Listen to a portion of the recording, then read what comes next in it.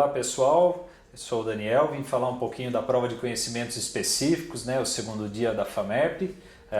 Fizemos aqui a correção com a cadeira de Biologia e vamos deixar os nossos comentários.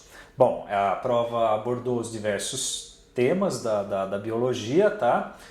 Vou começando por questão, falo rapidamente daí o que a gente achou de cada uma delas. Então a questão número 1 era uma questão de interações ecológicas, envolvendo aí as plantas carnívoras, bastante clássico, o predatismo das plantas carnívoras e por que as plantas carnívoras pegam os insetos. É um complemento, na verdade, elas são autótrofas e pegam os insetos para completar os minerais que não estão presentes no solo. O assunto que é bastante clássico, que a gente trabalha bastante em sala de aula, foi o assunto da primeira questão da prova da FAMERP.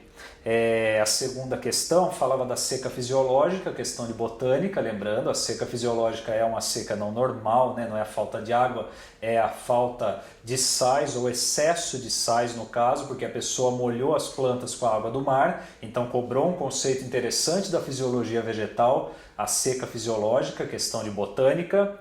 Na questão número 3, sistema digestório, falava aí do sistema digestório humano e perguntava da parte voluntária e involuntária das atividades que ocorrem voluntária e involuntariamente nesse sistema. Então, pensar na resposta em termos de mastigação e evacuação voluntariamente e na atividade enzimática junto com os movimentos peristálticos na parte involuntária. E quando ele fala do estômago, o mecanismo de autorregulação do estômago é feito através da gastrina, um hormônio que é produzido pelo próprio estômago quando ele dilata para a secreção do suco gástrico. Então, entrou na parte de fisiologia do corpo humano, o sistema digestório. Agora, a questão que merece mais atenção, que mais mereceu atenção aí pela cadeira de Biologia, é a questão número 4.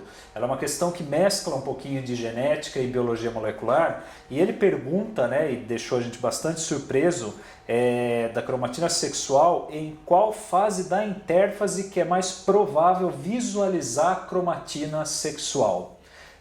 Normalmente a gente fala que ela é bem visível na intérfase em si, mas as fases G1, S, G2, já torna a questão bem mais específica. Lembrando que a fase G1 ela é a fase mais ampla, tá? É nessa fase que é mais provável então encontrar uma cromatina sexual. Então o aluno pode ter ido até pela lógica de que a G1 é uma fase mais longa e com os cromossomos ainda não duplicando, que seria a fase S, e portanto colocar o G1 aí na resposta. Então essa, no nosso modo de ver, foi a questão mais nova, vamos dizer, difícil da prova pelo conteúdo específico que ela cobrou.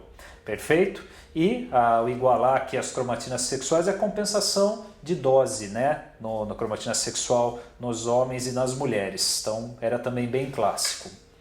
E na parte de genética, questão 5, eritroblastose fetal, era só identificar os tipos sanguíneos dos indivíduos, que também é bastante clássico, saber que aquele indivíduo que a gente chama de receptor universal é aquele que o critério imunológico são os anticorpos, então sendo o AB, ele não tem as aglutininas anti-A e anti-B, portanto ele é o receptor universal. E qual o procedimento imunológico, ele perguntava no item B, que essa mãe negativa deveria fazer caso fosse ter um filho com um cara positivo. Essa mãe, se ela tiver o anti-RH, ela precisa do soro anti-RH para não ter o risco de ter os filhos com a doença hemolítica do recém-nascido ou eritroblastose fetal. Questão número 6 de fotossíntese, gráfico, ponto de compensação fótico, também bastante clássico aí no conteúdo dos vestibulares. Questão número 7, falando de um assunto que está bastante em pauta, que é o aumento da quantidade de escorpiões em áreas urbanas, e enfatizou um tópico muito bonito e muito interessante, que é a parte da partenogênese que esses animais fazem, Praticamente os animais estão se reproduzindo sem a fecundação promovida por um macho. A fêmea sozinha ovula e com isso novos escorpiõezinhos se desenvolvem. E perguntava também que outro grupo de animais poderia ter a partenogênese, citava dentro das abelhas, que é o caso do zangão. Tá? E o erro da classificação, claro, o escorpião é aracnídeo e não um inseto, não é?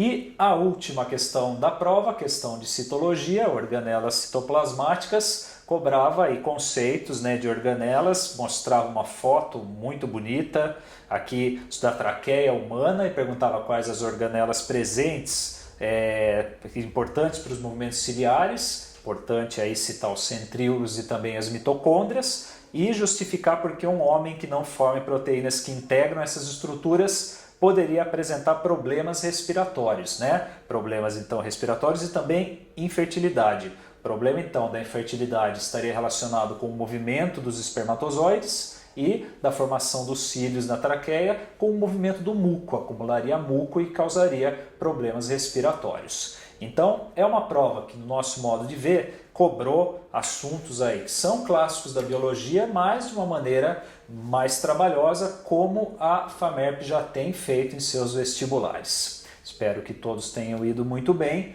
Um forte abraço para todos.